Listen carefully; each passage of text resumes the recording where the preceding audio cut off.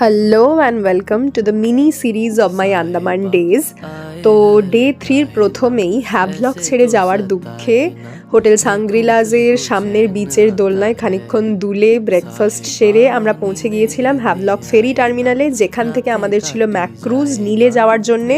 পৌঁছেই আমাদের হোটেল ছিল হোটেল ডিপসি রিসর্ট।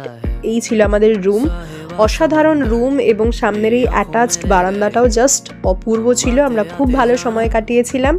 এরপর পৌঁছে গিয়েছিলাম হোটেলের সামনের বিচে, যেখানে স্নান সেরে একেবারে বাঙালি খাবার দিয়ে লাঞ্চ সেরে বিকেল বিকেল পৌঁছে গিয়েছিলাম ন্যাচারাল কোরাল ব্রিজ বা হাওড়া ব্রিজ যেটাকে বলা হয় ওখানকার।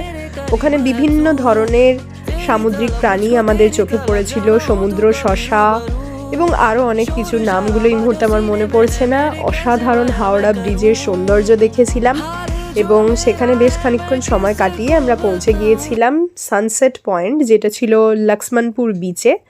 এবং সেখানেও অসাধারণ একটা সানসেট আমরা লক্ষ্য করেছিলাম। প্রচুর মানুষের ভিড় ছিল, খুব ভালো সময় কাটিয়েছিলাম। এবং তারপর ওর পাশেই একটা মার্কেট ছিল ছোটো মতো, সেখানে খানিকক্ষণ ঘোরাঘুরি খাওয়া দাওয়ার পর হোটেলে ফিরেছিলাম। রাতে ডিনারে ছিল রুটি এবং চিকেন। তো এভাবেই শেষ করেছিলাম day 3। For detailed video go to my YouTube channel Supu's bag of stories.